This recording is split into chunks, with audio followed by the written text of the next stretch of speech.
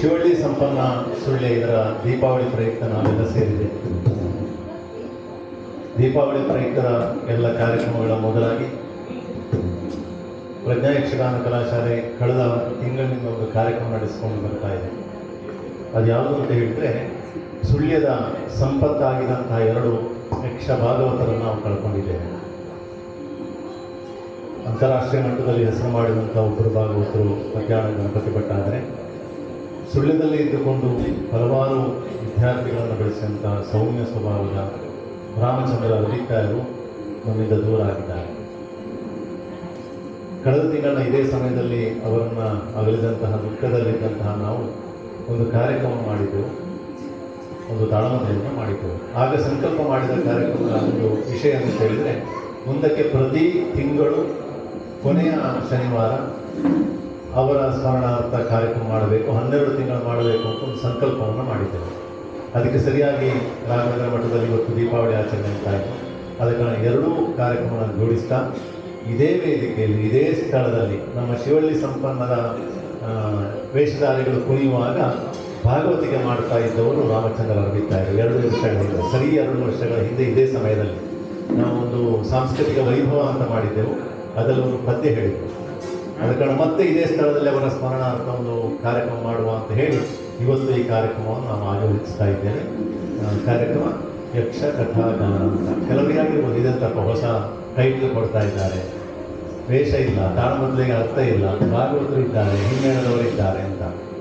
ಸಾಧಾರಣವಾಗಿ ನಾವೇನು ನೋಡ್ತೇವೆ ಅಂತ ಹೇಳಿದ್ರೆ, ಗಾನ ವೈಭವ ಅಂತ ಹೇಳಿ ಇವತ್ತು ಎಲ್ಲೆಲ್ಲಿ ಸಾಮಾನ್ಯ ಆಗ್ತಾ ಇದೆ. ಸುಮಾರು ಭಾಗವತರು ಚಂದ್ರಮಠಗಳೆಲ್ಲ ಸೇರಿ ಗಾನ ವೈಭವ ಆಗ್ತಾರೆ. ಆದರೆ ಇದು ಹೇಗೆ ಅಂತ ಹೇಳಿದರೆ, ಗಾನ ವೈಭವ ಅಲ್ಲ, ಒಂದು ಯಕ್ಷಗಾನ ಪ್ರಸಂಗವನ್ನು ಆಯ್ದುಕೊಂಡು ಅದರ ಎಲ್ಲ ಪದ್ಯಗಳಲ್ಲಿ ಕೆಲವನ್ನು ಆಯ್ದುಕೊಂಡು ಇಲ್ಲಿರುವಂಥ ಕಲಾವಿದರು ಅದನ್ನು ಹೇಳ್ತಾ ಹೋಗ್ತಾರೆ.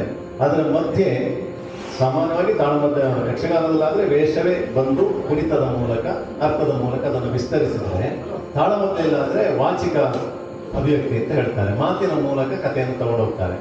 ಆದರೆ ಇಲ್ಲಿ ನಾವೇನು ಮಾಡಿದ್ದೇವೆ ಅಂತ ಹೇಳಿದರೆ, ಒಂದು ನಿರೂಪಣೆಯ ಮೂಲಕ ಒಂದು ಕಥೆಯನ್ನು ತಗೊಂಡು ಹೋಗ್ತೇವೆ.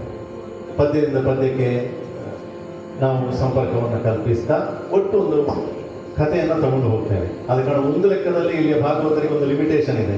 ಅವರ ಇಷ್ಟದ ಪದ್ಯಗಳನ್ನು ಹಾಡಲಿಕ್ಕೆ ಆಗುವುದಿಲ್ಲ.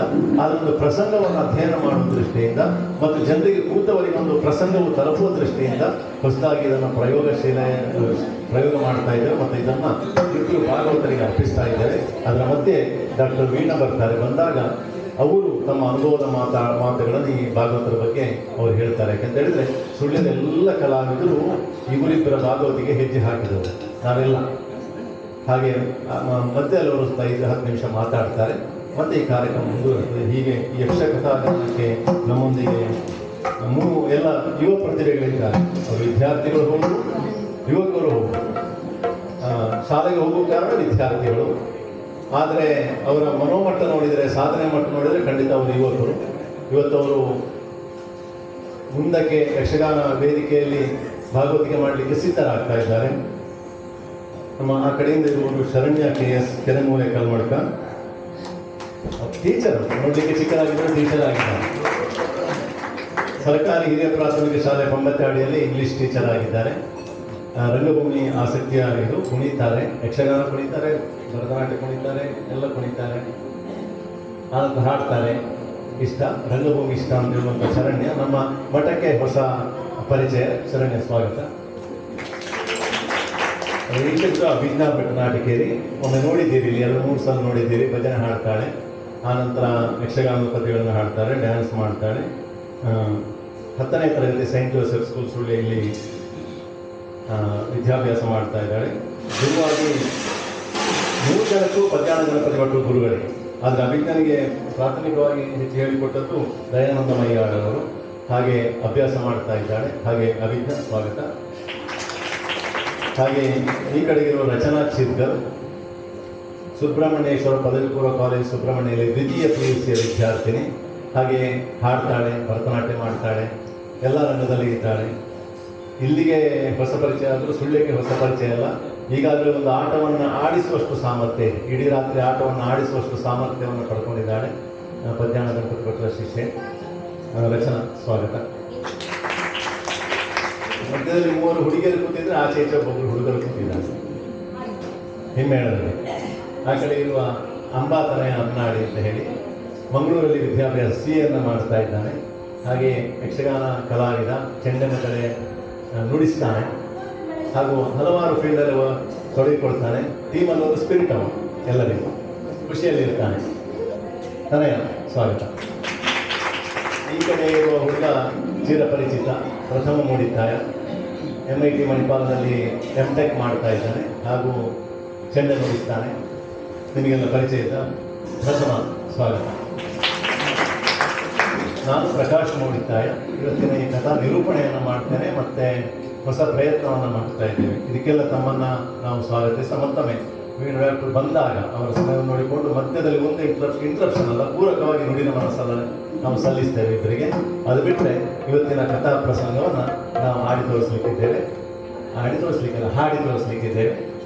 ಕಥಾ ವಿಸ್ತರಣೆ ಮಾಡಿ ತೋರಿಸಲಿಕ್ಕಿದ್ದೇವೆ. ಇವತ್ತಿನ ಪ್ರಸಂಗ ನಿಮಗೆಲ್ಲ ಇಷ್ಟ ಆದಂತಹ ಪಂಚವಟಿ ಅಂದರೆ ಶೂರ್ಪಣಖ ಮಹಾಭಾಗ ಗಣಪತಿ ಸ್ತುತಿಯೊಂದಿಗೆ ಕಾರ್ಯಕ್ರಮವನ್ನು ಆರಂಭಿಸ್ತಾ ಇದ್ದೇವೆ.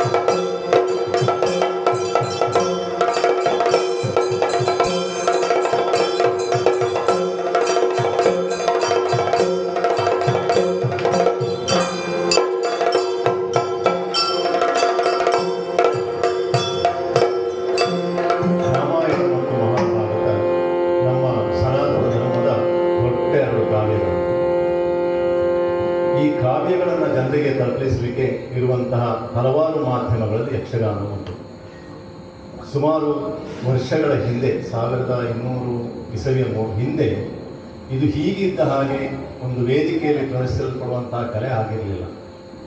ಏನು ದೇವಸ್ಥಾನ ಇತ್ತು ಅದರ ಮುಂದೆ ಕೆಲವರು ಸೇರಿ ಈ ನೃತ್ಯವನ್ನು ಮಾಡ್ತಾ ಇದ್ರು, ಯಕ್ಷಗಾನವನ್ನು ಮಾಡ್ತಾ ಇದ್ರು. ನೃತ್ಯ ಪ್ರಕಾರಕ್ಕಿಂತ ಮೊದಲು ಇದು ಗಾನವಾಗಿತ್ತು, ಯಕ್ಷಗಾನ.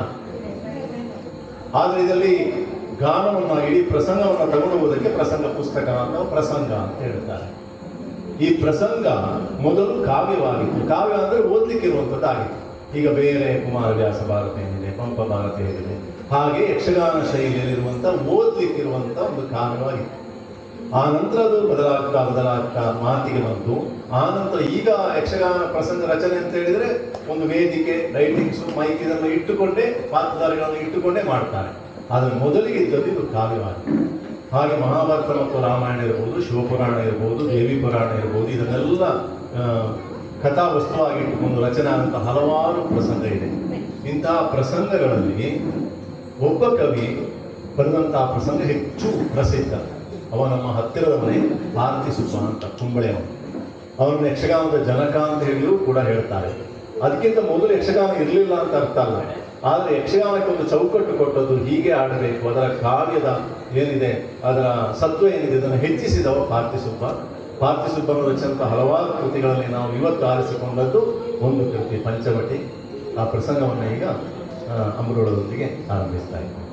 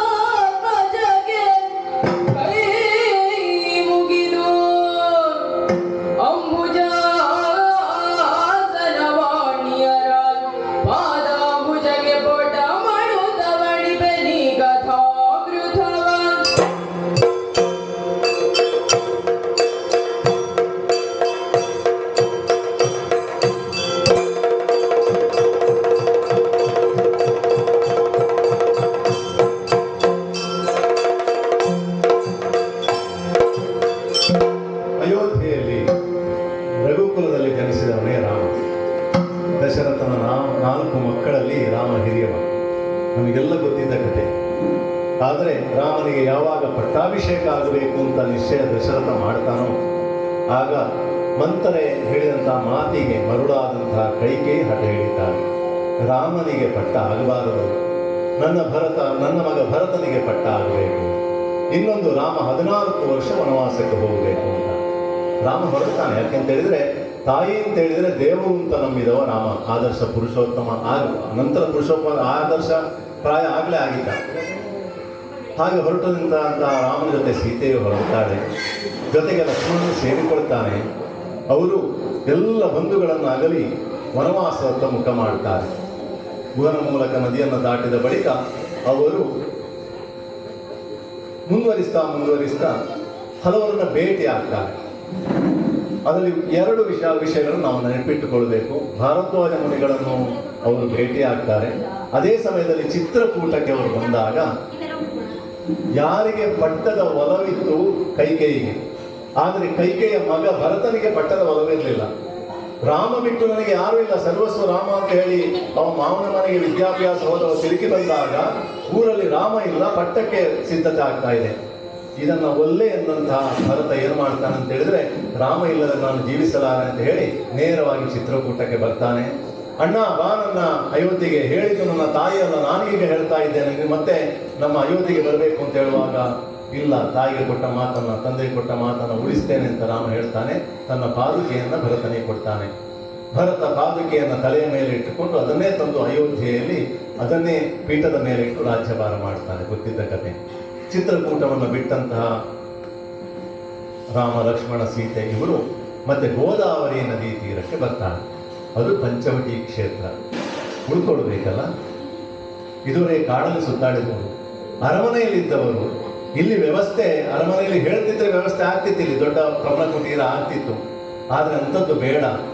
ನಾನು ಕಾಡಲ್ಲಿ ಜನನಾಗಿ ಸಾಮಾನ್ಯನಾಗಿ ಬದುಕಬೇಕೆಂಬ ಹಂಬಲದಿಂದ ರಾಮ ಗೋದಾವರಿ ನದಿ ತೀರದಲ್ಲಿ ಬಂದಾಗ ಅಲ್ಲಿದ್ದದ್ದು ಶುಭ್ರವಾದಂತಹ ನದಿ ತೀರ.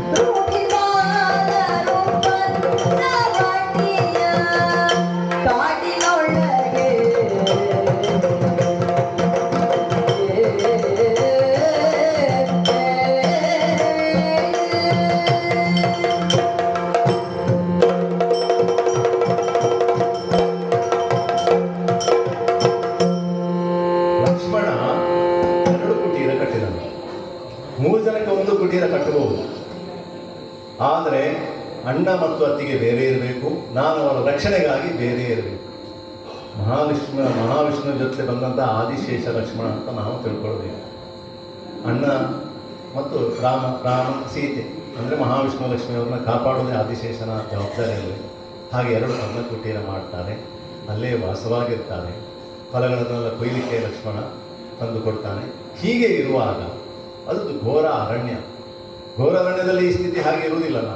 ಅಲ್ಲಿ ಋಷಿಗಳೆಲ್ಲ ಒಂದ್ಸಲ ಬೊಬ್ಬಿಡ್ತಾ ಬರ್ತಾರೆ. ಯಾಕೆಂದ್ರೆ ನಿಮಗೆ ಗೊತ್ತಿದೆ, ಯಾರು ಕಾಡಲ್ಲಿ ಋಷಿಗಳಿದ್ರು ಆಗ ಅವರಿಗೆ ರಕ್ಕಸರ ಉಪದ್ರ ಇತ್ತೇ ಇತ್ತು. ಅಂತಹ ಋಷಿಗಳನ್ನ ರಾಮನೊಬ್ಬ ಬಂದಿದ್ದಾನೆ, ಆತನಾದವನು ರಕ್ಷಿಸಲಿಕ್ಕೆ ಒಬ್ಬ ಇದ್ದಾನೆ ಅಂತ ತಿಳಿದ ಕೂಡಲೇ ನೇರವಾಗಿ ರಾಮನಲ್ಲಿಗೆ ಬರ್ತಾರೆ. ರಾಮ, ನೀನು ಆಲಿಸಬೇಕು ಅಂತ ಹೇಳಿ ಅವರಲ್ಲಿ ವಿನಂತಿ ಮಾಡಿಕೊಡ್ತಾ ಇದ್ದಾನೆ.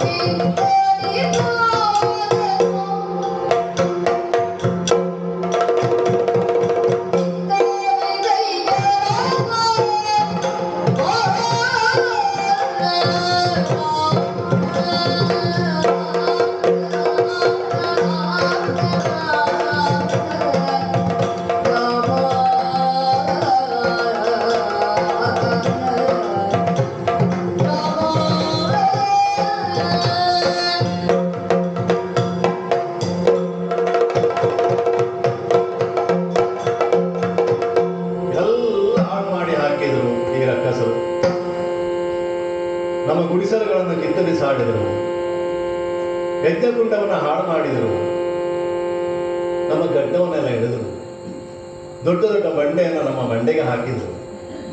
ಹಾಗೆ ದಿಕ್ಕು ತೋಚದೆ ಬಂದಿದ್ದೇವೆ ಅಂತೇಳಿ ಬೇಡಿಕೊಂಡಾಗ ಕಾಡಲ್ಲಿದ್ದು ಕೂಡ ಅಯೋಧ್ಯೆಯ ಚಕ್ರವರ್ತಿಯ ಮಗ ಅಲ್ಲ.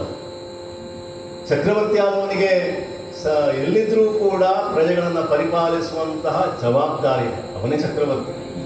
ಅದನ್ನು ಬಿಟ್ಟುಕೊಡ್ಲಿಕ್ಕೆ ಆಗಲಿಲ್ಲ. ಅದಲ್ಲದೆ ಕ್ಷತ್ರಿಯ, ಆರ್ತನಾಗಿ ಬಂದವನಿಗೆ ಇಲ್ಲ ಅಂತ ಹೇಳುವಂತಹ ಧರ್ಮ ಕ್ಷತ್ರಿಯರಲ್ಲಿ ಇಲ್ಲವಂತೆ. ಹಾಗೆ ರಾಮ ಕೇಳ್ತಾನೆ. ಕೇಳಿದಂತ ರಾಮ ಏನು ಹೇಳ್ತಾನೆ ಅಂತ ಹೇಳಿದ್ರೆ,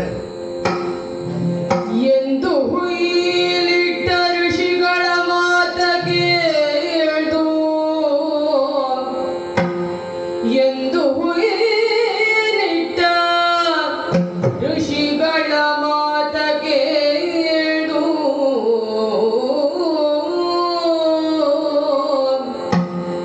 ರಘುನಂದನನು ನಸು ನಗುತ್ತ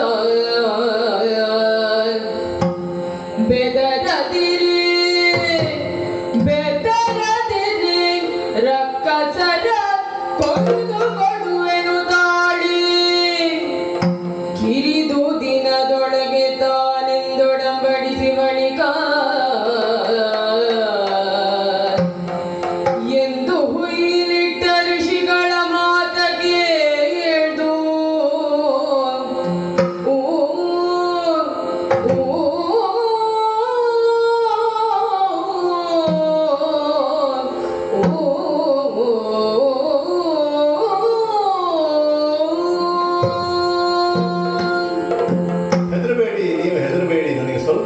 ಅವಕಾಶ ಕೊಡಿ. ಕಿರಿದ ದಿವಸಗಳಲ್ಲಿ ಅಂದ್ರೆ ಸ್ವಲ್ಪ ದಿವಸದಲ್ಲಿ ನಾನು ಇದಕ್ಕೆ ಪರಿಹಾರ ಕಂಡುಕೊಳ್ತೇನೆ. ಯಾಕೆಂತ ಹೇಳಿದ್ರೆ ರಕ್ಕಸರ ಗಾಡಿ ಹಿಡಿಬೇಕಲ್ಲ, ಜಾಗ ಹೊಸ್ತಲ್ಲ. ಋಷಿಗಳು ಕರ್ಕೊಂಡು ಹೋಗ್ಬೋದು, ಆದ್ರೆ ಋಷಿಗಳು ನೇರವಾಗಿ ಕರ್ಕೊಂಡು ಹೋದ್ರೆ ಅವರೇ ಕರ್ಕೊಂಡು ಹೋದ್ದು ಅಂತ ಆಗ್ತದೆ. ಅದಲ್ಲದೆ ಮಾಯಾವಿಗಳು ಇವತ್ತಿದ್ದಲ್ಲಿ ನಾಳೆ ಇರುವುದಿಲ್ಲ.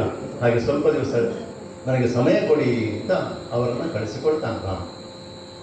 ಅದೇ ಸಮಯದಲ್ಲಿ ಘೋರಾರಣ್ಯ ಅದು ಯಾರ ಸ್ಥಾನ ಆಗಿತ್ತು ಅಂತ ಹೇಳಿದ್ರೆ ಶೂರ್ಪಣಕಿಯ ಆವಾಸ ಸ್ಥಾನ ಆಗಿತ್ತು. ನಿಮಗೆ ಗೊತ್ತಿದೆ, ಶೂರ್ಪಣಕಿ ದಶಕಂಠನ ತಂಗಿ. ಅಂತಹ ಶೂರ್ಪಣಕಿ ಎಲ್ಲಿದ್ಲು ಅಂತ ಹೇಳಿದ್ರೆ ಶ್ರೀಲಂಕೆಯಲ್ಲಿದ್ಲು. ಶ್ರೀಲಂಕೆಯಲ್ಲಿದ್ದಂತಹ ಶೂರ್ಪಣಕಿ ಭಾರತದ ಈ ಪಂಚವಟಿಗೆ ಬಂದದ್ದು ಹೇಗೆ? ಅದೊಂದು ಸಣ್ಣ ಕಥೆಯನ್ನು ಹೇಳೋಣ. ಶೂರ್ಪಣಕಿಗೆ ಮದುವೆ ಆಗೋ ಪ್ರಾಯ ಬಂತು. ದಶನಕಂಠ ಏನು ಶೂರ್ಪಣಕಿಗೆ ಮದುವೆ ವ್ಯವಸ್ಥೆ ಮಾಡಲಿಲ್ಲ. ಅವನ ರಾಜ್ಯ ವಿಸ್ತರಣೆಯಲ್ಲೇ ಇದ್ದ. ಅದಕ್ಕೆಲ್ಲ ದಶಕಂಠ ತ್ರಿಭುವನ ದಲ್ಲಣ ಎಲ್ಲ ಲೋಕವನ್ನು ಜಯಿಸಿದವ ಅಂತ. ಹಾಗೆ ಶೂರ್ಪಣಕಿ ಹೋಗಿ ಕೇಳ್ತಾಳೆ, ಅಣ್ಣ ಏನು ನನಗೆ ಮದುವೆ ಮಾಡುವ ಅಂದಾಜು ಇಲ್ವೋ? ಕೊನೆಗೆ ತಂಗಿಯ ಉಪದ್ರ ತಾಳಲಾರದೆ, ಯಾಕಂದ್ರೆ ಹುಡುಗ ಹುಡುಕ್ಬೇಕಲ್ಲ, ಈ ಹುಡುಗಿಗೆ ಸರಿಯಾದ ಹುಡುಗ ಹುಡುಕ್ಬೇಕಲ್ಲ. ನಿಮಗೆ ಶೂರ್ಪಣಕಿ ಹೇಗಿದ್ದಾಳೆ ಅಂತ ಗೊತ್ತಿದೆ. ಯಾಕೆ ನೀವು ಹೆಚ್ಚಿನವರು ಒಂದು ಹುಡುಗಿಯನ್ನ ನೋಡಿದಾಗ ನೀನು ಶೂರ್ಪಣಕಿ ಆಗಿದ್ದಿ ಅಂತ ಹೇಳಿದ್ರೆ ನಿಮ್ಮ ಮನಸ್ಸಲ್ಲಿದೆ ಈ ಹುಡುಗಿ ಹೀಗಿದ್ದಾಳೆ ಅಂತ ವಿಕಾರ ಸ್ವರೂಪಿಯಾದಂತಹ ಶೂರ್ಪಣಕಿಗೆ ಎಲ್ಲಿಂದ ಹುಡುಗ ಹುಡುಕುವುದು? ಆದರೂ ಕೊನೆಗೆ ಅವಳು ಉಪದ್ರ ತಾಳಲಾರದೆ ತನ್ನ ಮಾವನ ಅಂತ ಮಾರೀಚನಲ್ಲಿ ದಶಕಂಠ ಹೇಳ್ತಾನೆ, ಒಮ್ಮೆ ನಿನ್ನ ಸೊಸೆಗೆ ಒಂದು ಹುಡುಗ ಹುಡುಕು. ಹಾಗೆ ಮಾರೀಚ ಊರು ಸುತ್ತಿ ಕೇರಿ ಎಲ್ಲ ಹರಿದು ಕೊನೆಗೆ ಪಾತಾಳ ಲೋಕಕ್ಕೆ ಹೋಗ್ತಾನೆ. ಅಲ್ಲಿಯ ಪಾತಾಳದ ಅಧಿಪತಿ ಅಂತ ವಿದ್ಯುಜುಹ ಅವನೊಟ್ಟಿಗೆ ಮಾತಾಡ್ತಾನೆ. ಕೊನೆಗೆ ಅವನನ್ನು ಒಪ್ಪಿಸ್ತಾನೆ. ಅವ ಸ್ವಲ್ಪ ಆಚೆ ಈಚೆ, ಅಂದ್ರೆ ನಮ್ಮ ಭಾಷೆಯಲ್ಲಾದ್ರೂ ಸ್ವಲ್ಪ ಅಂಡೆ ಅಂತ ಹೇಳ್ತಾರ ಅಂತವ. ಮಾರೀಚೆಯನ್ನು ಆಲೋಚನೆ ಮಾಡ್ತಾನೆ ಅಂತ ಹೇಳಿದ್ರೆ ಇಂಥ ಹುಡುಗಿ ಅಂತ ಅಂಡೆ ಒಳ್ಳೇದು, ಎಲ್ಲ ಸರಿ ಇದ್ರೆ ಜೋಡಿ ಸರಿ ಆಗ್ಲಿಕ್ಕಿಲ್ಲ ಅಂತ ಹೇಳಿ ಅವನನ್ನು ಒಪ್ಪಿಸಿ, ನಿನಗೆ ನಾನು ಚಂದದ ಹುಡುಗಿಯನ್ನ ಮದುವೆ ಮಾಡಿಸ್ತೇನೆ ಅಂತೇಳಿ ಒಪ್ಪಿಸಿಕೊಂಡು ಬರ್ತಾನೆ. ಅವ ಹೌದು ಅಂತೇಳಿ ಗ್ರಹಿಸಿ ಬಂದು ದಾರೆಗೆ ನಿಂತು, ಆದ್ರೂ ಚಂದ ಇರ್ತಾಳೆ. ಯಾಕೆ ಗೊತ್ತಾ, ಮಾಯಾವಿಗಳು ಯಾವಾಗ ಬೇಕಾದ್ರೂ ವೇಷ ಬದಲಾಯಿಸಬಹುದು. ಆದ್ರೆ ಮಾಲೆ ಹಾಕಿ ಮತ್ತೆ ನೋಡುವಾಗ ಗೋರರು ತಪ್ಪಿಸಿಕೊಳ್ಳಿಕ್ಕೆ ನೋಡ್ತಾನೆ, ಆಗುದಿಲ್ಲ, ಬಿಡುವುದಿಲ್ಲ. ಕೊನೆಗೆ ಅವಳು ಮಾತು ಕೊಡ್ತಾಳೆ, ಹೆದರಬೇಡಿ, ನೀವು ನಮ್ಮ ಗಂಡ, ನಾನು ನಿಮ್ಮ ಜೊತೆ ಸಂಸಾರ ಮಾಡ್ತೇನೆ. ನಿಮಗೆ ಯಾವಾಗ ನಾನು ಸುಂದರ ರೂಪ ಬೇಕು ಅಂತ ನೀವು ಹೇಳ್ತೀರಿ, ಆಗ ನಾನು ಏನು ತಾಳ್ತೇನೆ, ಸುಂದರ ರೂಪ ತಾಳ್ತೇನೆ.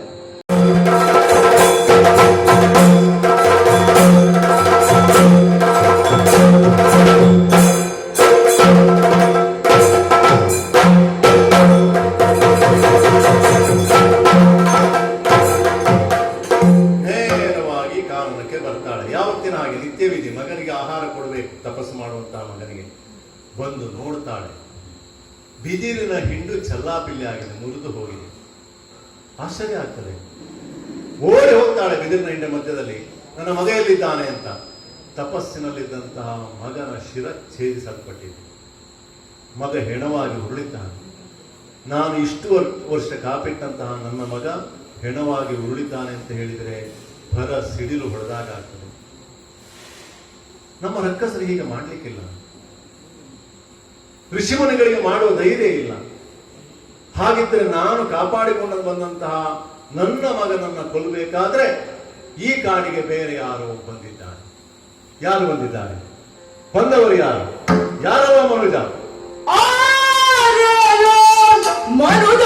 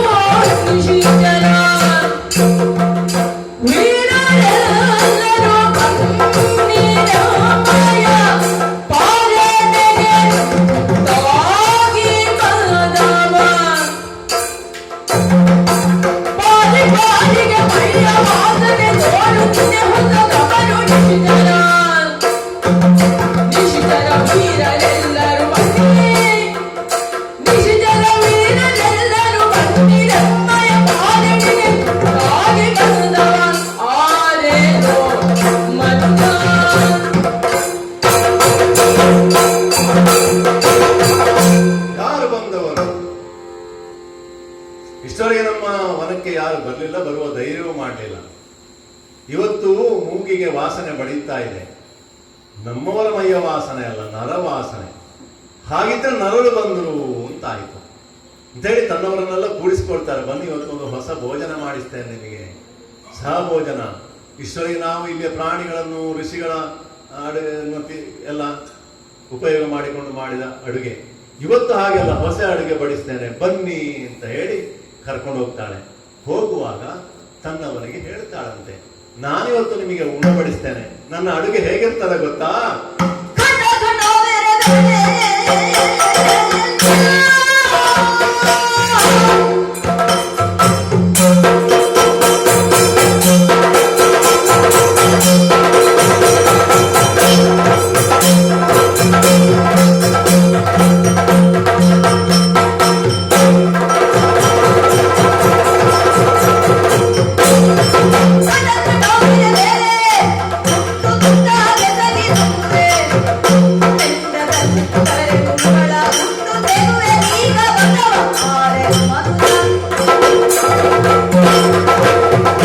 ನಮ್ಮಲ್ಲಿ ಕೆಲವರು ಅಡಿಗೆ ಮಾಡ್ತಾರೆ, ಅದು ಚಪ್ಪೆ ಅಂತೆ.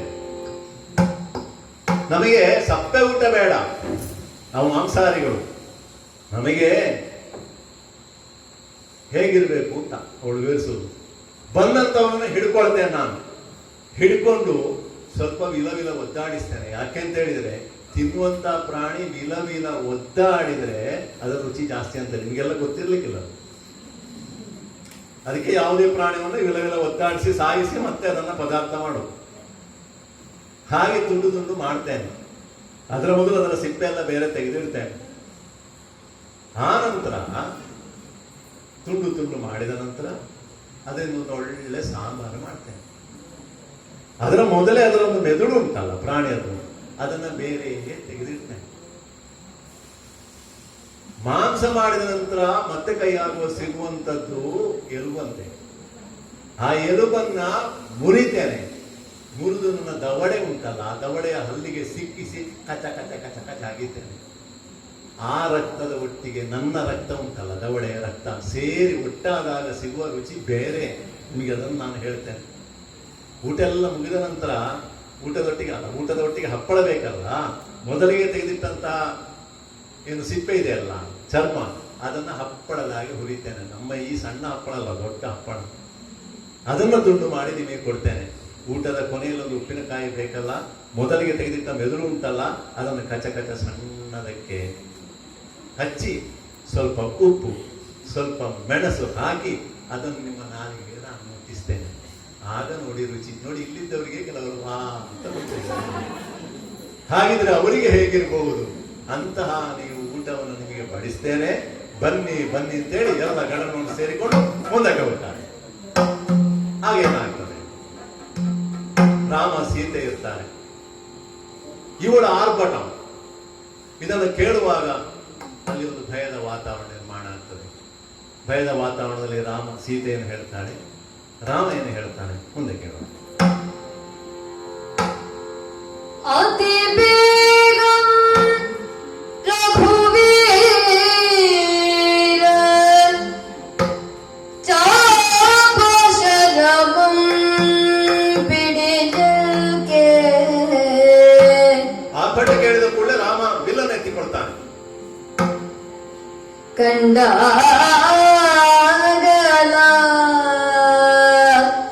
ಮಿಥಿಲೇಂದ್ರ ಕುಲಜಾತೆಯಂತೆ ಬಡಿಕಂತ ಕಾಂತಗಿಂತೆಂದಳು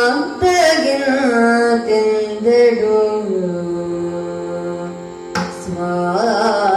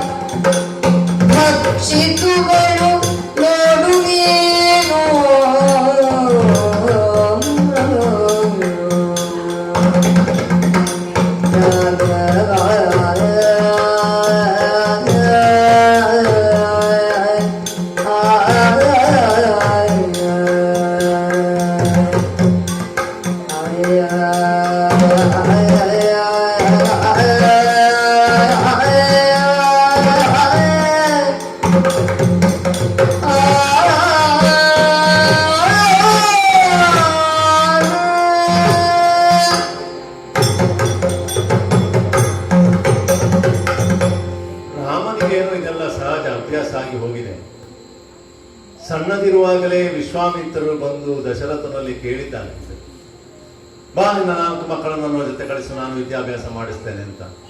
ಕೊನೆಗೆ ಆತನ ಮಾತನ್ನು ಒಪ್ಪಿ ದಶರಥ ರಾಮಲಕ್ಷ್ಮಣ ಕಳಿಸಿಕೊಡ್ತಾರೆ. ಅವರ ಬಾಲ್ಯವನ್ನು 16 ವರ್ಷವರೆಗೆ ಕಾಡಲ್ಲೇ ಅವರು ಕಳೆದವರು. ತಾಟಕಿ, ಸುಬಾಹು, ಮಾರೀಚನ್ನ ಸಂಹಾರ ಮಾಡಿದವರು.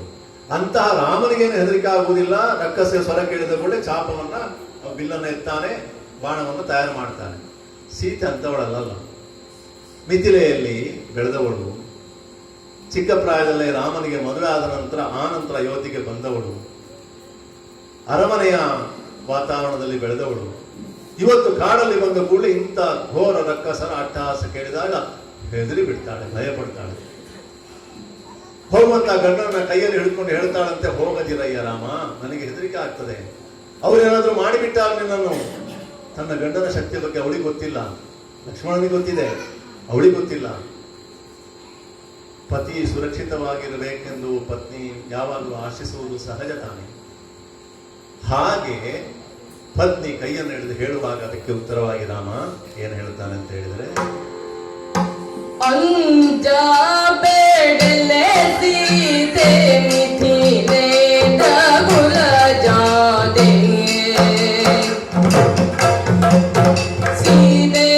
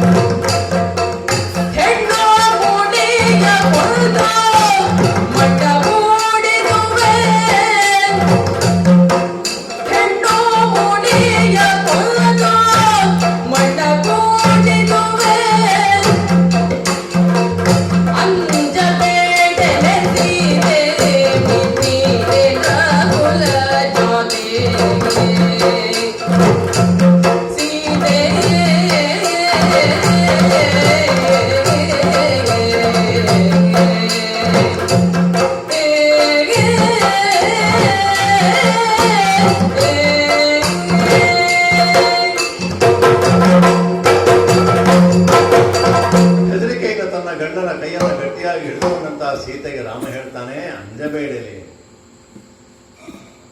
ನೋಡು, ಈ ದುಷ್ಟರನ್ನೆಲ್ಲ ಕೊಲ್ಲುವುದು ಹೇಗೆ ಅಂತ ನೀನು ಇಷ್ಟರಲ್ಲಿ ನೋಡ್ಲಿಲ್ಲಲ್ಲ, ಇದು ನಿನಗೊಂದು ಸಂದರ್ಭ, ನೋಡು, ನಿನ್ನ ಕಣ್ಣೆದುರಲ್ಲೇ ನಾನು ಅವರನ್ನ ಸಂಹರಿಸ್ತೇನೆ. ಈ ಮೂಡಿ ಇದ್ದಾಳಲ್ಲ, ಸೂಟೆ ಇದ್ದಾಳಲ್ಲ, ಇವಳನ್ನು ನಾನು ಏನು ಮಾಡ್ತೇನೆ, ಮಣ್ಣು ಮುಕ್ಕಿಸ್ತೇನೆ.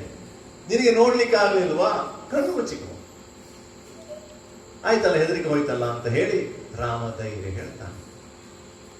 ಹಾಗೆ ಅವರಿಬ್ರು ಬಂದು ಕೂತ್ಕೊಳ್ಳಿ. ಯಾಕಂತ ಹೇಳಿದ್ರೆ ಹಲವಾರು ರಕ್ಕಸನ್ನ ಕೊಂದಂತ ರಾಮನಿಗೆ ಇದು ದೊಡ್ಡ ಒತ್ತಡದ ವಿಷಯ ಅಲ್ಲ, ಉದ್ವೇಗ ಏನಿಲ್ಲ. ಹಾಗೆ ರಾಮ ಕೂತ್ಕೊಂಡಿರ್ತಾರೆ. ಇನ್ನೊಂದು ಕಡೆಗೆ ಲಕ್ಷ್ಮಣ ದೂರದಲ್ಲಿದ್ದಾನೆ, ಸ್ವಲ್ಪ ಅವನದೇ ಕೆಲಸದಲ್ಲಿದ್ದಾನೆ. ಅಂತಹ ಸ್ಥಳಕ್ಕೆ ಆಹಾರವನ್ನು ಹುಡುಕುತ್ತಾ ಬಂದಂತ ಶೂರ್ಪಣಖಿ. ಯಾವ ಆಹಾರ? ಎರಡು ರೀತಿಯ ಆಹಾರ. ಒಂದು ತಿನ್ಲಿಕ್ಕೂ ಆಯ್ತು, ಅಡುಗೆಗಾಯ್ತು, ಆಗ ಹೇಳಿದಂತ ಅಡುಗೆ. ಅದಲ್ಲದೆ ತನ್ನ ಮಗನನ್ನ ಯಾರು ಕೊಂದದ್ದು ಅಂತ ಹೇಳುವಂತವನ್ನು ಹುಡುಕಿ ಸೇಡನ್ನು ತೀರಿಸಲಿಕ್ಕೆ ನುಗ್ಗಿ ಬಂದಂತಹ ಶೂರ್ಪಣಖಿ ವಾಸನೆ ಹಿಡಿದು ಬರ್ತಾ ಇದ್ದಾಳೆ. ಬರುವಾಗ ಎರಡು ಜೀವಿಗಳು ಕಾಣ್ತಾ ಇದೆ. ನೋಡಿದ ಕೂಡಲೇ ಕೋಪ ಉಕ್ಕಿ ಬರ್ತದೆ. ಆದರೆ ಹತ್ತಿರ ಹತ್ತಿರ ಹತ್ತಿರ ಹತ್ತಿರ ಹತ್ತಿರ ಸಮೀಪಿಸ್ತಾ ಇದ್ದ ಹಾಗೆ ಅವಳ ಭಾವ ಬದಲಾಗ್ತದೆ. ಅವಳಿಗೆ ಅರಿವಾಗ್ತದೆ, ನಾನು ತಿನ್ಲಿಕ್ಕಿರುವಂತಹ ವಸ್ತು ಅಲ್ಲ, ನನಗೆ ತಿನ್ನುವುದರಿಂದ ನನ್ನ ಹೊಟ್ಟೆ ಹಸಿವು ನೀಗಬಹುದು. ಆದರೆ ಅವಳಾಗಿ ಈಗ ಮನಸ್ಸಿನ ಹಸಿವು ಶುರುವಾಗ್ತದೆ. ಯಾವುದೇ ಪ್ರಾಣಿಗೆ ನಿದ್ರೆ, ಆಹಾರ, ಮೈಥುನ ಬೇಕಂತೆ. ಹೊಟ್ಟೆಗೆ ಬೇಕಾದಷ್ಟು ಹಿಟ್ಟು, ಹೊತ್ತಿಗೆ ಸರಿಯಾಗಿ ನಿದ್ದೆ, ಆಗಾಗ ಮೈಥುನ, ಇದು ಸಿಗದಿದ್ದರೆ ಅವು ಹುಚ್ಚನಾಗ್ತಾನೆ. ಹಲವಾರು ಸಮಯದಿಂದ ತನ್ನ ಗಂಡನನ್ನ ಕಳ್ಕೊಂಡಂತಹ ಶೂರ್ಪಣಖಿ ಇವತ್ತು ಈ ಸಮಯದಲ್ಲಿ ಮನ್ಮಥನಂತಹ ಒಂದು ಪುರುಷನನ್ನ ಕಂಡಾಗ ಅವಳ ಜೀವನದಲ್ಲಿ ಹೊಸ ಜೀವನೋತ್ಸಾಹದ ಬುಕ್ಕೆ ಚಿಗುರೊಡೆಯುತ್ತದಂತೆ. ಆ ಸನ್ನಿವೇಶ ಹೀಗಿದೆ. ಎಂದು ಧೈರ್ಯವ ಪೇಳೆ ಬಂದೂರ ಮನುದೂರ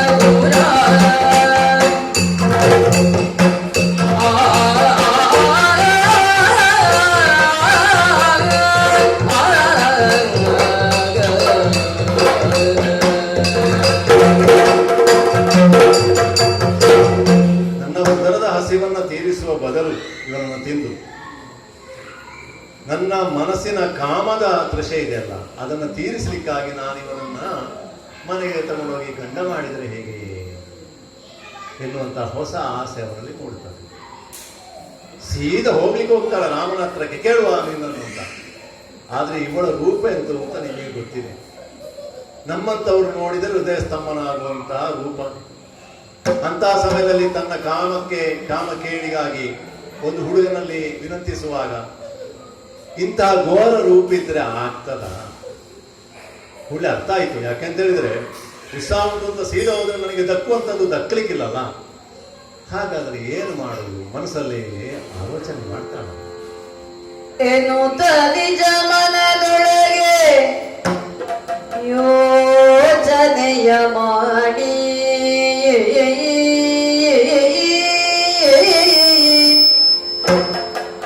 ಏನು ನಿಜ ಮನದೊಳಗೆ ಯೋಚನೆಯ ಮಾಡಿ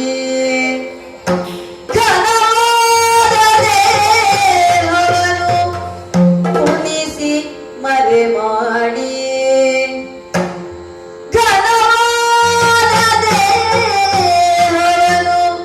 ಉಣಿಸಿ ಮರೆ ಮಾಡಿ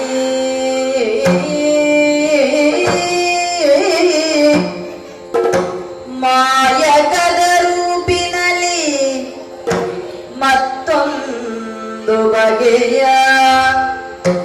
ಮಾಯಕದ ರೂಪಿನಲ್ಲಿ ಮತ್ತೊಂದು ಬಗೆಯ ಕಾಯವನ್ನು ಧರಿಸಿದಳು ಕಪಟದ ಕೃತಿಯ ಕಾಯವನ್ನು ಧರಿಸಿದಳು ಕಪಟದ ಕೃತಿಯ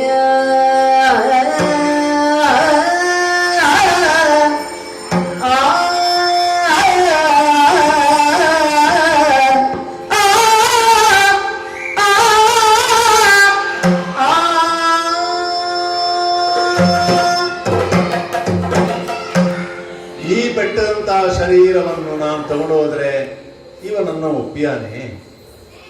ಎಲ್ರಿಗೂ ಅಷ್ಟು ಗೊತ್ತಿದೆ ಅಲ್ಲ, ನಾನು ಮಾತಾಡುವವನನ್ನು ಒಪ್ಪಬೇಕಾದ್ರೆ ಹೇಗಿರಬೇಕು ಅಂತ ಒಂದು ಸಾಮಾನ್ಯ ಜ್ಞಾನ ಎಲ್ರಿಗೂ ಇದೆ. ಅದು ಪ್ರಕೃತಿಯೇ ಹೇಳಿಕೊಟ್ಟಿದೆ ಅಂತ. ಹಾಗಾದ್ರೆ ಇದಾಗಲಿಕ್ಕಿಲ್ಲ. ಹಾಗಾದ್ರೆ ಏನ್ ಮಾಡಬೇಕು? ರೂಪ ಬದಲಾಯಿಸಬೇಕು. ರಕ್ಕಸರು ಕೆಲವರು ಆರ್ಭಟ ಕೊಡ್ತಾ ಇದ್ದಾರೆ ನೋಡಿ. ರಕ್ಕಸರಾದಂತಹ ನಮಗೆ ಇದಕ್ಕೇನು ಸಮಸ್ಯೆ ಇಲ್ಲ. ಯಾಕೆ ಅಂತ ಹೇಳಿದ್ರೆ ಬೇಕಾದಾಗ ಮನಸ್ಸಲ್ಲಿ ಗ್ರಹಿಸಿಕೊಂಡ್ರೆ ಆಯ್ತಂತೆ, ಅಂತ ರೂಪ ಸಿಗ್ತದಂತೆ.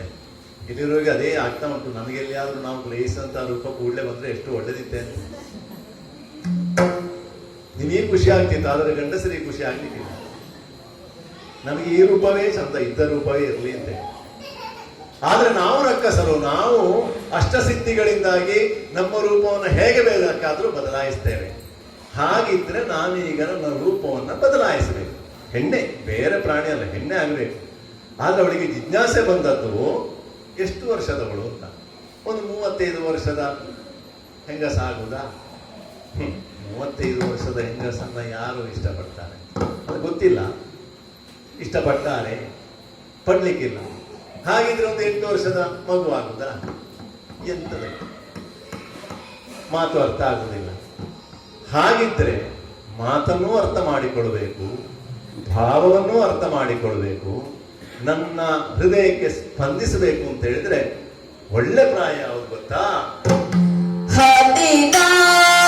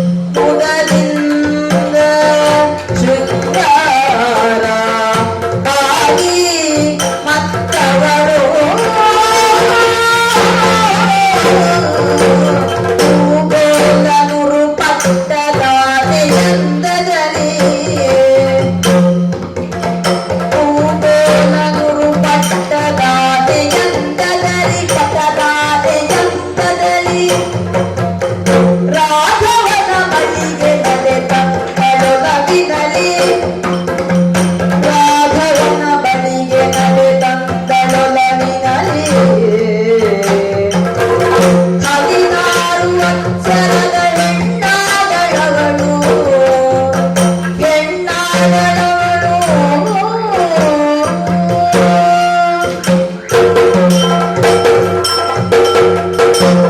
ಮನಸ್ಸಲ್ಲಿ ಗ್ರಹಿಸಿದ್ದೇ ತಡ. 16 ವರ್ಷದ ಸುಂದರ ಹೆಣ್ಣಾಗ. 16 ವರ್ಷದ ಹೆಣ್ಣು ಅಂತ ಹೇಳಿದ ಕೂಡಲೇ ಎಲ್ಲರೂ ಆಶಿಸೋದು. ಅಂತಹ ಪ್ರಾಯ ಹದಿಹರಯ ಅಂತ ಹೇಳ್ತಾರೆ.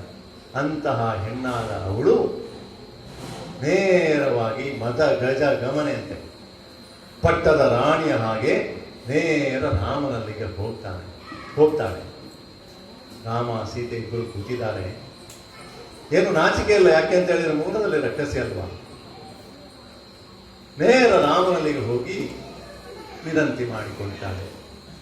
ರಾಮ, ರಾಘವ, ಕರವ ಮುಗಿದಳು ಬಳಿಕ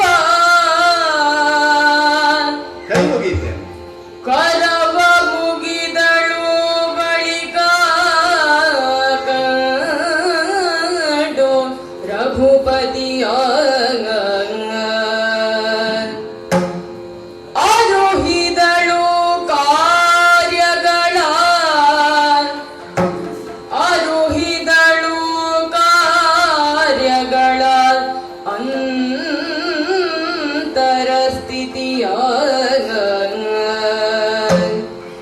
ಅಂತರ ಸ್ಥಿತಿಗ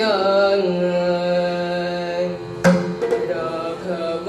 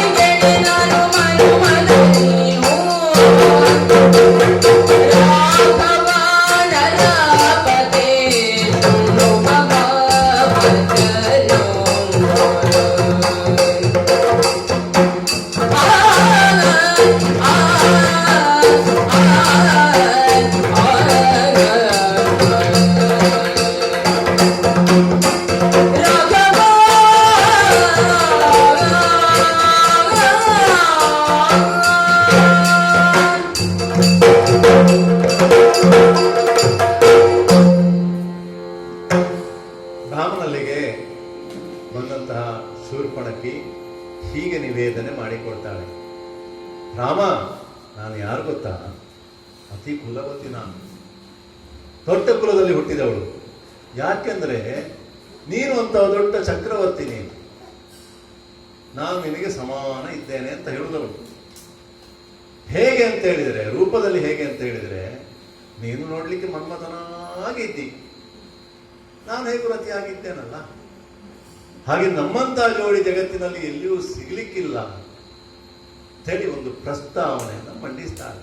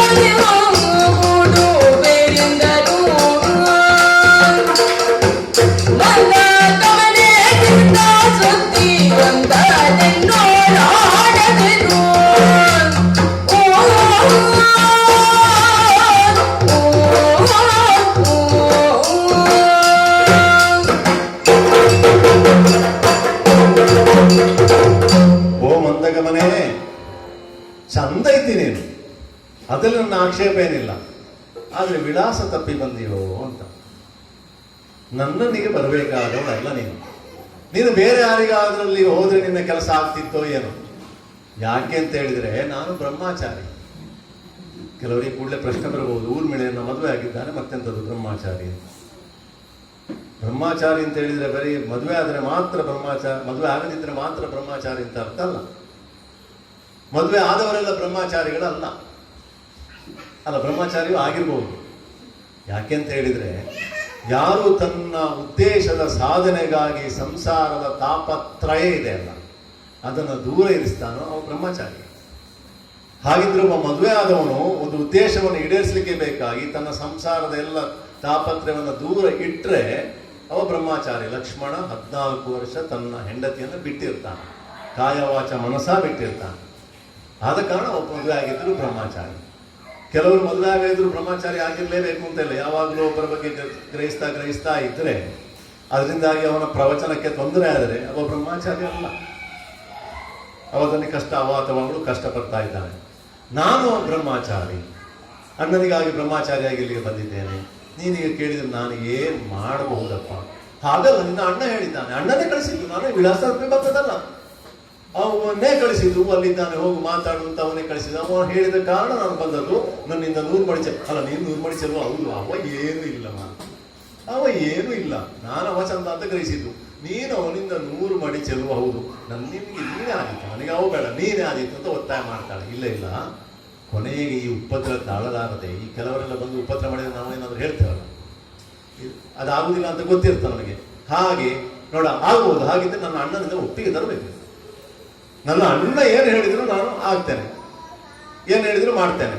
ಎಲ್ಲಿಯಾದ್ರೂ ಅಣ್ಣ ತಮ್ಮ ನೀನು ಇವಳನ್ನ ಮದುವೆ ಆಗು ಅಂತ ಹೇಳಿದ್ರೆ ನಾನು ಮದುವೆ ಆಗ್ತೇನೆ.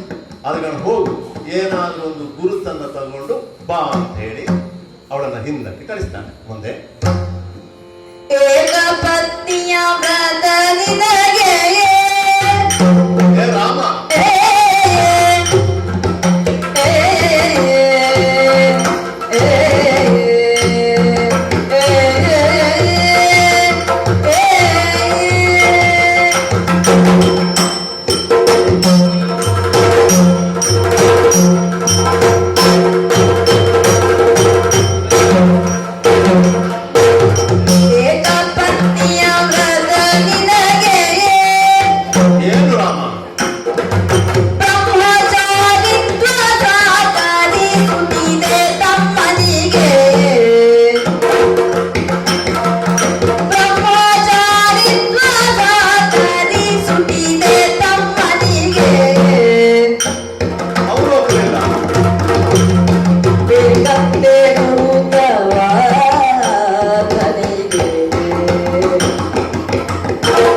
ಬೇಗಂತೆ ಗುರುತಾಯ ತನಿಗೆ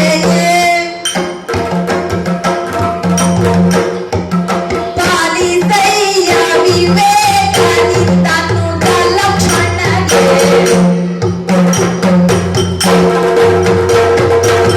ಏಕಪತ್ನಿಯ ವ್ರತ ನಿನಗೆ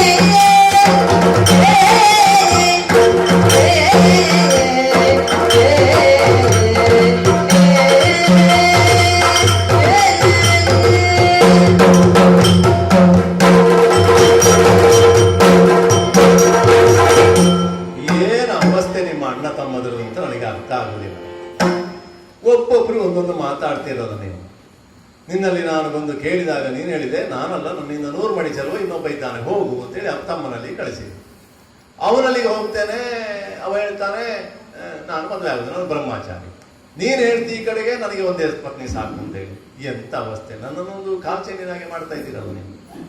ಅದರಿಂದ ಆಚೆಗೆ, ಆಚೆಯಿಂದ ಈಚೆಗೆ ಅಂತ ನಾನು ಏನು ಮಾಡುದು? ಆದ್ರೂ ಒಂದು ಮಾತು ಹೇಳಿದ್ದಾನೆ, ನನಗೆ ಇನ್ನೂ ಆಸೆ ಪೂರ್ತಿ ಬಿಟ್ಟಿಲ್ಲ. ಯಾಕೆಂತ ಹೇಳಿದ್ರೆ ಗುರುತ್ವತನದಲ್ಲಿ ನಾನು ಮದುವೆ ಆಗ್ತೇನೆ ಅಂತ ಒಪ್ಪಿಕೊಂಡಿದ್ದೇನೆ. ಆದ ಕಾರಣ ನೀನು ಬೇಡ, ನನಗೆ ನೀನಾಗಬೇಕು ಅಂತ ನಾವು ಅದೀತು.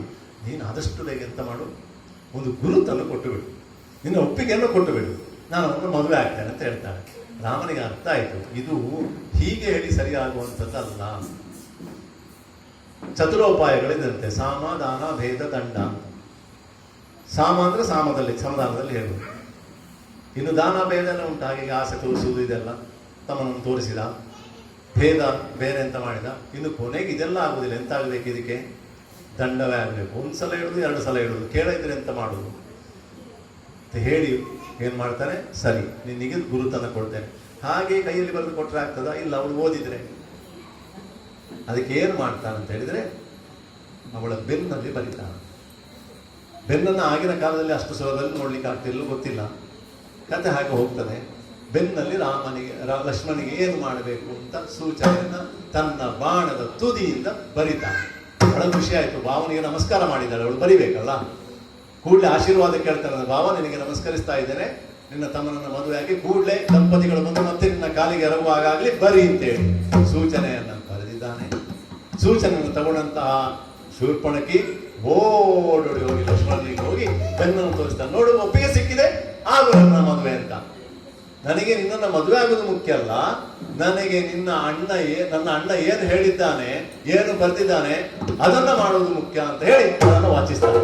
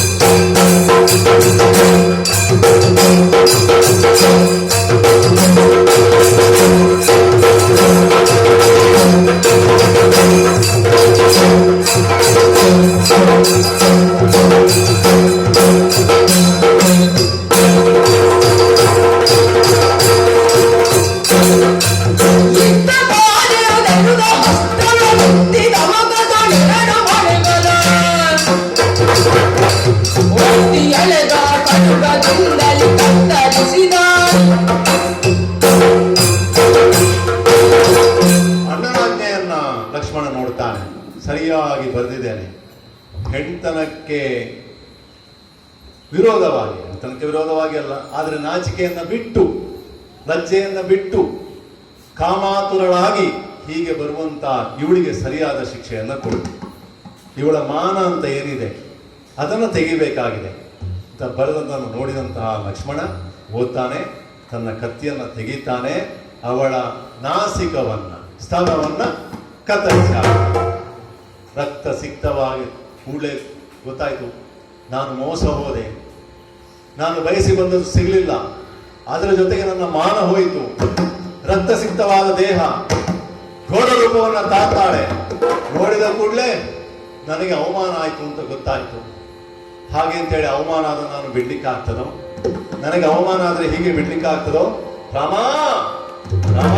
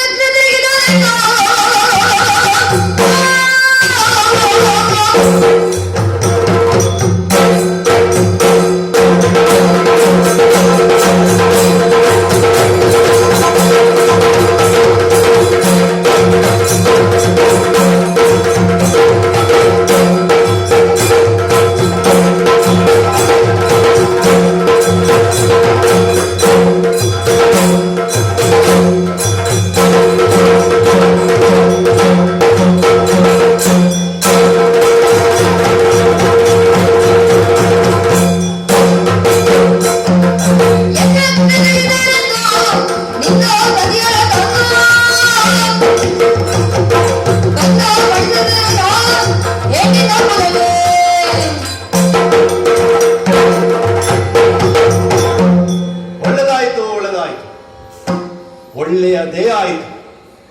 ನಾನು ಏನನ್ನ ಬಯಸಿದ್ದೇನೆ ಅದಾಯಿತು. ನನ್ನಂತಹ ರಕ್ಕಸ ಕುಲಕ್ಕೆ ನೀನೇನಾದರೂ ಸಹಾಯ ಮಾಡ್ತಿ ಅಂತ ನಾನು ತಿಳಿದಿದ್ದೆ, ಮಾಡಿದಿ ಅಂತ ಶೂರ್ಪಣಖಿ ಹೇಳ್ತಾಳೆ. ಅವಳಿಗೆ ಮಾತ್ರ ಅದರ ಮರ್ಮ ಗೊತ್ತಾಯಿತು. ಯಾಕೆಂತ ಹೇಳಿದ್ರೆ ರಾಮ ಅವಳಿಗೆ ಬೇಕಾಗಿತ್ತು ಗಂಡನಾಗಿ ಅಲ್ಲ, ಸಖನಾಗಿ ಅಲ್ಲ, ತನ್ನ ಅಣ್ಣನನ್ನ ಕೊಲ್ಲುವಂತಹ ಒಬ್ಬ ಸ್ನೇಹಿತ, ಒಬ್ಬ ವಿರೋಧಿಯಾಗಿ ರಾಮ ಬೇಕಾಗಿತ್ತು. ರಾಮ ನೀನು ಮಾಡಿದ್ದು ಒಳ್ಳೆಯದೇ ಆಯಿತು, ಈ ಅವಮಾನವನ್ನು ನಾನು ಸಹಿಸಿಕೊಳ್ತೇನೆ, ಆದರೆ ಸುಮ್ಮನೆ ಕೂತ್ಕೊಳ್ಳೋದಿಲ್ಲ, ಊರಿಡೀ ಸಾರಿ ಹೇಳ್ತೇನೆ. ಬಹಳ ಮುಖ್ಯವಾಗಿ ನನ್ನ ಅಣ್ಣಂದರಿದ್ದಾರೆ, ನನ್ನ ಅಗ್ರಜರಿದ್ದಾರೆ, ಅವರಲ್ಲಿ ಹೇಳ್ತೇನೆ, ಹೇಳಿ ನಿನ್ನ ಮೇಲೆ ವಿರೋಧವನ್ನು ಕಟ್ಟುವಂತೆ ಮಾಡ್ತೇನೆ. ಮುಂದಕ್ಕೆ ಏನು ಮಾಡ್ತೇನೆ ಗೊತ್ತಾ?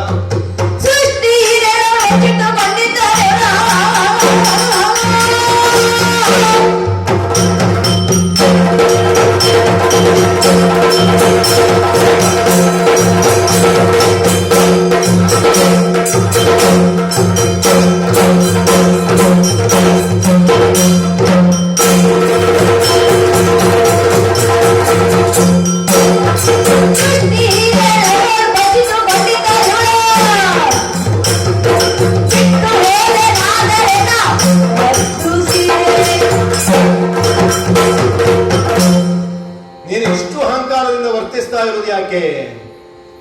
ನಿನ್ನ ಒಟ್ಟಿಗೆ ಒಬ್ಳು ಚಂದದವಳು ಇದ್ದಾಳೆ ಅಂತಲ್ಲ, ಆ ಚಂದದವಳು ಇಲ್ಲ ಇದ್ರೆ ನೀನನ್ನು ಈಗ ಒಪ್ಪಿಕೊಳ್ತಿದ್ಯಲ್ವಾ? ಹಾಗಾದ್ರೆ ಆ ಚಂದದ ಸೀತೆ ನಿನ್ನ ಜೊತೆ ಇದ್ದಾಳೆ ಅಂತೇಳಿ ನಿನಗೆ ಅಹಂಕಾರ. ಆ ಸೀತೆ ನಿನ್ನೊಟ್ಟಿಗೆ ಇರುವುದಕ್ಕೆ ನಾನು ಬಿಡುವುದಿಲ್ಲ. ನೀನು ಸೃಷ್ಟಿಯಲ್ಲಿ ಎಲ್ಲಿ ಕೂಡ ಅವಳನ್ನು ಬಚ್ಚಿಡು, ಅವಳನ್ನು ಯಾರಾದರೂ ಕದ್ದುಕೊಂಡು ಹೋಗಕ್ಕೆ ನಾನು ಮಾಡ್ತೇನೆ. ಗಂಡನನ್ನ ಕಳ್ಕೊಂಡಂತಹ ವಿರಹ ವೇದನೆ ಏನು ಅಂತ ನನಗೆ ಗೊತ್ತು. ಅಂತಹ ವಿರಹ ವೇದನೆಯಲ್ಲಿರುವಂತಹ ನಾನು ಸಾಮಾನ್ಯ ಹೆಣ್ಣೊಬ್ಬಳು ಒಂದು ಗಂಡಲ್ಲಿ ಏನು ಒಂದು ವಿನಂತಿ ಮಾಡಿಕೊಂಡಾಳು, ಅದನ್ನೇ ಮಾಡಿದ್ದೇನೆ. ನನ್ನದು ತಪ್ಪ, ನಾನು ಮಾಡಿದ್ದು ತಪ್ಪ ಹೇಳು. ತಪ್ಪಲ್ಲ, ಸಹಜವಾದ. ಆದರೆ ಗಂಡಿಗೆ ಸಹಜವಾದನ್ನು ನೀನು ಮಾಡಲಿಲ್ಲ. ನೀನು ಏನು ಮಾಡ್ಬೋದಿತ್ತು? ಆಗುವುದಿಲ್ಲ ಅಂತ ಹೇಳ್ಬೋದಿತ್ತು. ಎಲ್ಲೂ ಆಗುವುದಿಲ್ಲ ಅಂತ ಹೇಳಲಿಲ್ಲ. ನಮ್ಮಿಂದ್ರು 100 ಮಡಿ ಚೆಲುವನಾದಂತಹ ತಮ್ಮನಿದ್ದಾನೆ, ಅಲ್ಲೇ ಕಳಿಸಿದೆಯಲ್ಲ. ಅವನಿಗೆ ಹೇಳ್ಬೋದಿತ್ತಲ್ಲ, ನಿನ್ನ ಕರೆದು ಮದುವೆ ಆಗು, ನನ್ನ ಎದುರೇ ಮದುವೆ ಆಗುವಂತ. ಹಾಗೆ ಮಾಡಲಿಲ್ಲ. ಅಲ್ಲಿ ಕಳಿಸಿದ ಕೂಡ ಅವನದ್ದು ಬೇರೆ. ನಾನು ಬ್ರಹ್ಮಚಾರಿ, ಅಣ್ಣನ ಆಜ್ಞೆಯನ್ನ ಸತ್ಯ ನಂಬಿದವಳು ನಾನು. ಯಾಕೆ? ಚಕ್ರವರ್ತಿಗಳು. ರಾಮ ಸುಳ್ಳನ್ನು ಹೇಳುವುದಿಲ್ಲವಂತೆ. ಹಾಗೆ ಆಡಿದವರನ್ನು ನಾನು ಕೇಳಿದ್ದೇನೆ. ಅದನ್ನು ನಂಬಿ ನಾನು ಮತ್ತೆ ಅಲ್ಲಿಗೆ ಹೋದ್ರೆ ನೀನು ನನ್ನನ್ನು ತಮ್ಮ ಮದುವೆ ಆಗುವುದಕ್ಕೆ ಅಪ್ಪಣೆ ಕೊಡ್ತೀನಿ ಅಂತ ನೀನು ಬರೀತಿ ಅಂತ ಗ್ರಹಿಸಿದ್ರೆ ನೀನು ಬರೆದದೇನು ಒಬ್ಬ ಚಕ್ರವರ್ತಿ ಮಾಡುವಂತಹ ಕೆಲಸ ಅಲ್ಲ, ಒಬ್ಬ ಗಂಡು ಮಾಡುವಂತಹ ಕೆಲಸ ಅಲ್ಲ. ನಿನ್ನ ತಾಯಿಗೆ ಹೀಗಾಗ್ತಿದ್ರೆ ನೀನು ಸಹಿಸಿಕೊಳ್ಳುತ್ತಿರಲಿಲ್ಲ. ನಿನ್ನನ್ನು ಕೈಯನ್ನು ಕತ್ತರಿಸಬಹುದಿತ್ತು, ಕಾಲನ್ನು ಕತ್ತರಿಸಬಹುದಿತ್ತು, ಸಹಿಸಿಕೊಳ್ತಿದ್ದೆ. ಆದರೆ ಹೆಣ್ತನಕ್ಕೆ ಭೂಷಣಪ್ರಾಯವಾದಂತಹ ಅಂಗವನ್ನೇ ತೆಗೆದು ಹಾಕಿದೆಯಲ್ಲ. ಸರಿ ಆಲೋಚನೆ ಮಾಡು ರಾಮ.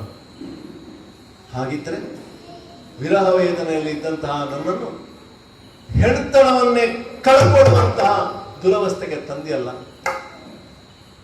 ಹೆಣ್ಣೊಬ್ಬಳಿಗೆ ಇದು ಸಮಾಧಾನ ಆಗುವುದು ಯಾವಾಗ ಗೊತ್ತಾ? ತನಗೆ ಮಾಡಿದವನಿಗೆ ಇದೇ ಸ್ಥಿತಿ ಬಂದಾಗ ಅವಳಿಗೆ ಸಮಾಧಾನ ಆಗ್ತದೆ ಅಂತ ಗೊತ್ತಿರಲಿ. ಗಂಡ ಕಳೆದುಕೊಂಡಂತಹ ವಿರಹ ವೇದನೆಯಲ್ಲಿ ನಾನಿದ್ರೆ ನನಗೆ ಸಮಾಧಾನ ಹೇಳುವುದನ್ನು ಬಿಟ್ಟು ನೀನೇನು ಮಾಡಿದೆ? ನನಗೆ ಈ ಸ್ಥಿತಿ ಮಾಡಿದೆಯಲ್ಲ, ಬಿಡುವುದಿಲ್ಲ.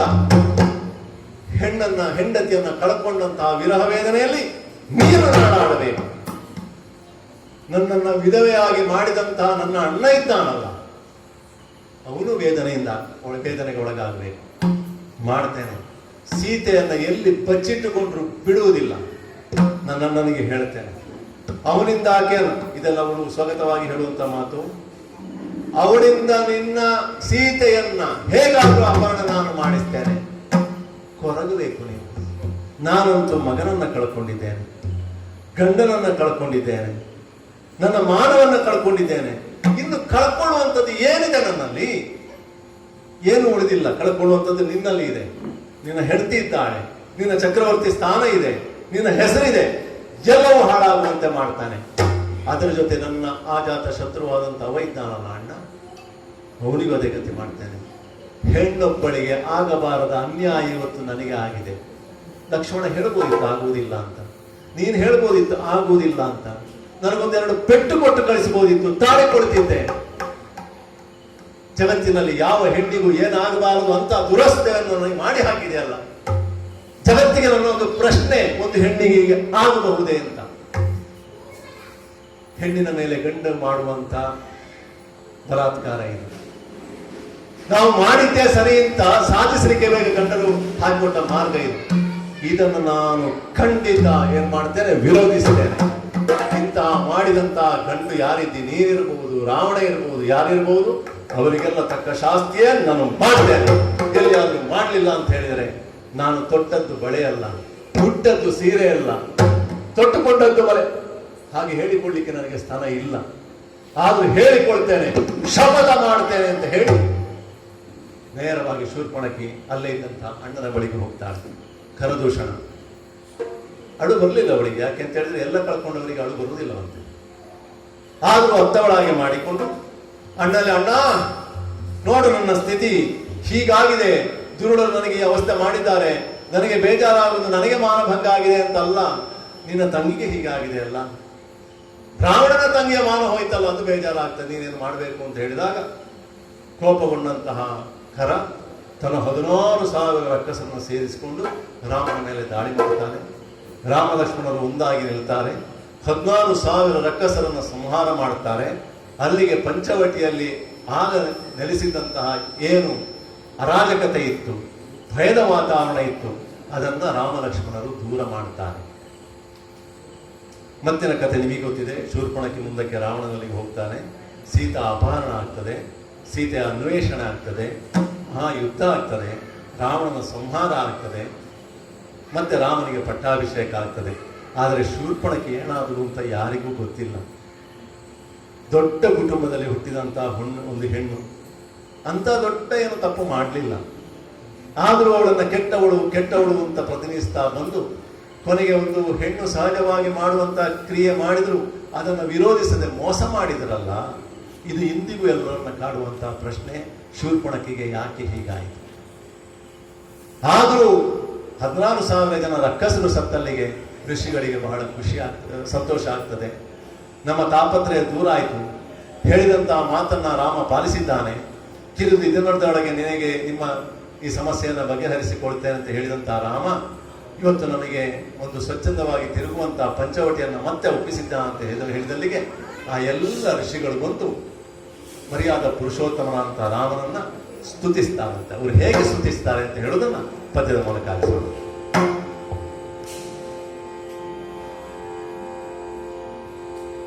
ಜಯ ಜಯ ರಾಘವೇಂದ್ರ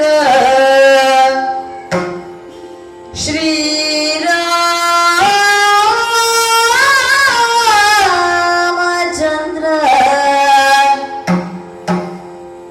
ಜಯ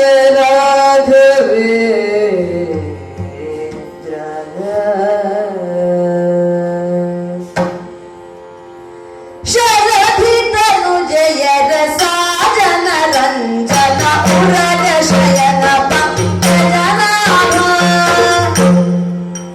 ರಾಮ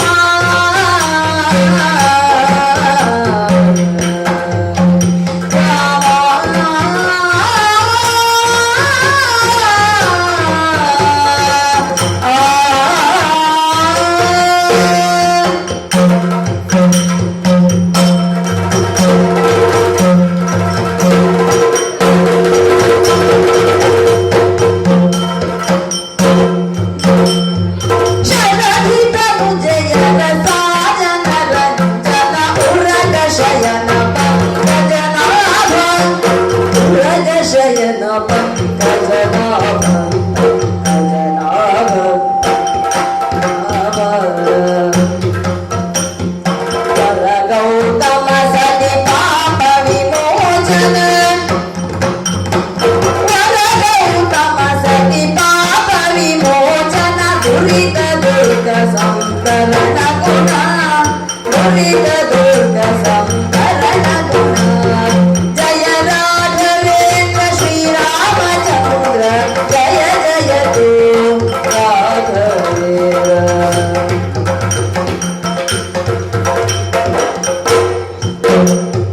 ಕೌಸಲ್ಯ ಹೃದಯಾಬ್ಧಿ ಚಂದ್ರ ಇನ ವಂಶರ ಕಾಟಕಿ ಹರಣ ಕೌಸಲ್ಯ ಹೃದಯಾಬ್ಧಿ ಚಂದ್ರ ಇನ ವಂಶರತ್ನ ಕಾಟಕಿ ಹರಣ ಇನ ವಂಶರತ್ನ ಕಾಟಕಿ ಹರಣ ವಿಶ್ವರೂಪ ವಿಶ್ವಾತ್ಮಕ ನರ ಹರಿ ವಿಶ್ವವತ್ಯ ಬಹು ವಿಶ್ವಮಯ ವಿಶ್ವರೂಪ ವಿಶ್ವಾತ್ಮಕ ನರ ಹರಿ ವಿಶ್ವವತ್ಯ ಬಹು ವಿಶ್ವಮಯ ಸಾಕೇತಾಗ್ರಣಿ ಸರ್ವೋತ್ತಮ ಹರಿ ಸಾಕೇತಾಗ್ರಣಿ ಸರ್ವೋತ್ತಮ ಸುರಲೋಕನಾಥ ಮಂಗಲ ರೂಪ ಸಾಕೇತಾಗ್ರಣಿ ಸರ್ವೋತ್ತಮ ಸುರಲೋಕನಾಥ ಮಂಗಲ ರೂಪ ಸುರಲೋಕನಾಥ ಮಂಗಲ ರೂಪ ಜಯ ಜಯ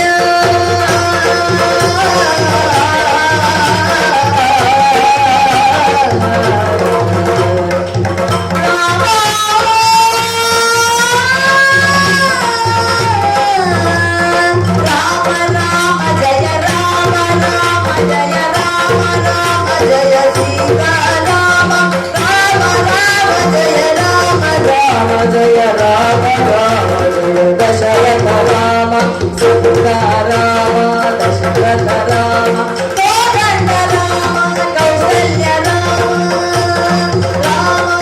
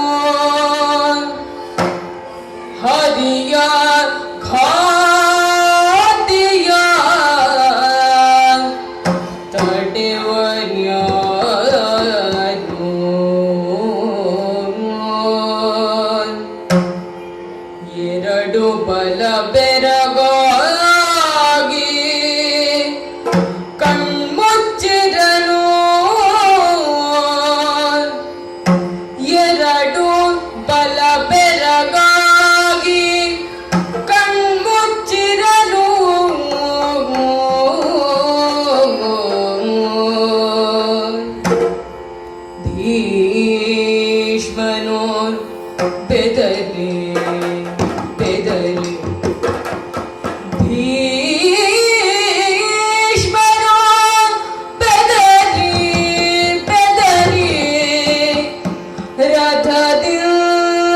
ರಥದಿಳಿದು ನಡೆತಂದು ನಡೆತಂದು ದುರಿತವನದ ವಾಗ್ಮಿ ಲಕ್ಷ್ಮೀವರ ಮುಕುಂದ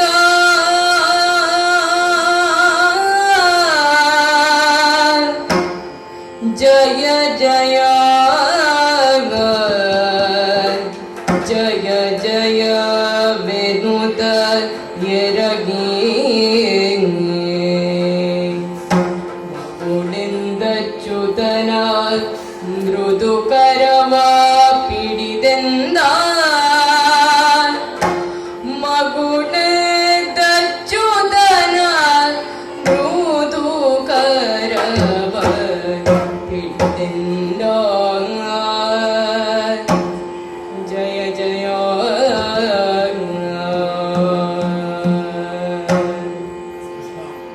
ಕೃಷ್ಣಾವತಾರದಲ್ಲಿ ರಾಮನ ಹಿಂದೆ ಕೃಷ್ಣ ಜನಿಸಿದಾಗ ಭೀಷ್ಮ ಕೃಷ್ಣನನ್ನ ಹಿಡಿದು ಹೇಳುವಂತಹ ಪದ್ಯ ಶ್ರೀ